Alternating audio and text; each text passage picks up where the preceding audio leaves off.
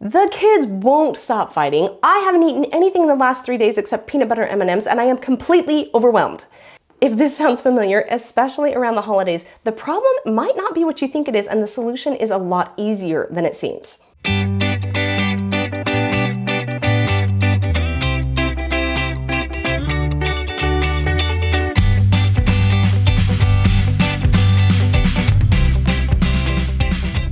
Life can spin out of control without any obvious reason sometimes. And sometimes it seems like the obvious reason is, we have company over, or it's the holidays and we've got to bake all this stuff, and it seems like this is clearly the problem. But what is actually happening most of the time is that we have an unmet need. And being able to recognize what that unmet need is and then meet it makes all the difference in keeping things working smoothly in a house. There are 4 different areas of our lives that have needs that a lot of times don't get met. So the first one is physical. And how we can tell if either we are off physically or our kids are off physically is that we lay around a lot. We start eating too much. This can cause a physical problem, but actually it is also an indication that you already have a physical need that is not being met. If you just feel like I just want to eat more. We're tired. We're very emotional.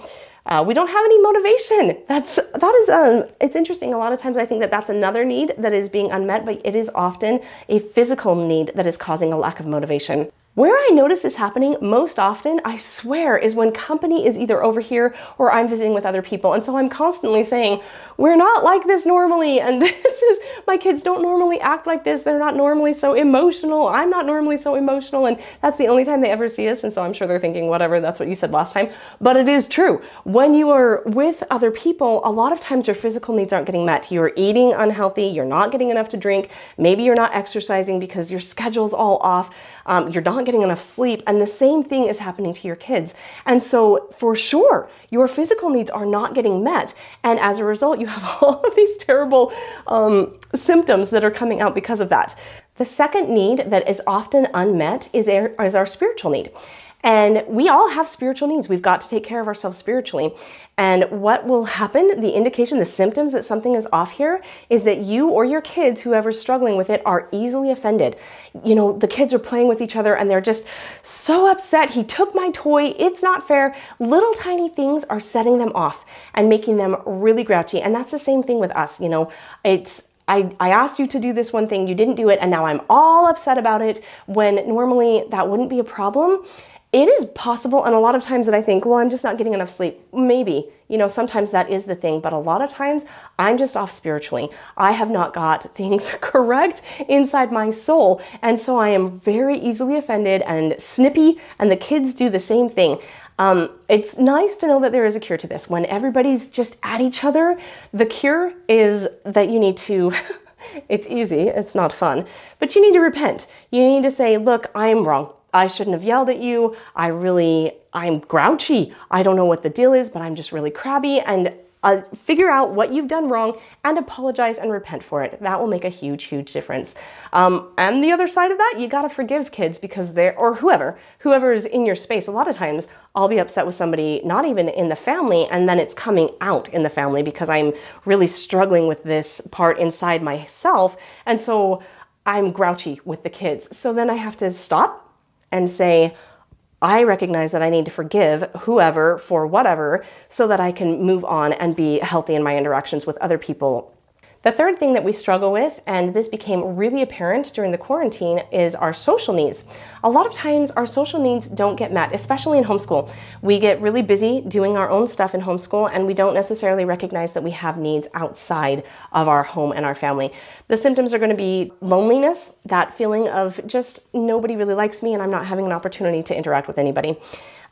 Or feeling overwhelmed. This is interesting that a lot of times I think overwhelm is a physical thing, but it's not. It's actually a social thing most of the time. And the cure, well, it depends on the time of year. Sometimes the cure is less social, especially when you're dealing with, holidays or something like that. Maybe you do have too much social, but a lot of times the cure is actually you need more social. And this is true for introverts and extroverts. Extroverts are really, it seems obvious, I am already feeling lonely and depressed and overwhelmed. I need people.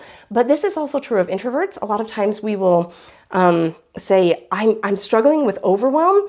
I'm going to shut down. I'm going to withdraw from people because I've got too much on my plate and I can't handle anything else. But the cure for overwhelm a lot of times is connecting with people, not withdrawing from them, and not people that are going to drain you. So if your kids are maybe needy at that moment, that's not the connection you need. You need to go connect with other people that are your age or your phase of life or whatever and fill you up. But making that connection, being with people who help you laugh, who help you just see life in a more realistic perspective, it really it shines a light on how you're living, and it makes things seem much more doable. So that social need often feels like overwhelm, and meeting it is just being together with people who lift you up. And the last need that we don't meet is we get very busy doing our own thing and we don't realize that we need to meet our own intellectual needs. If we don't meet these needs, we have serious problems. So the symptoms of not having met your intellectual needs, of having some sort of unmet need hanging out in your head, is that you're bored, right? And this is the kids too, that a lot of times, I'm bored, Mom, I don't know what to do. But also for a mom, it's this sense of, I'm doing the same thing every single day. I've cleaned this counter 3 billion times. And it's true. You are bored with your life and you can't stop cleaning the counter, but what you can do is introduce some sort of intellectual challenge, and that will make everything light. It will make things become a little bit more exciting, and you won't it's not drudgery anymore, living this life, being a mom. Now you're actually doing things that are exciting and new. I ran into this, I didn't even know this about myself.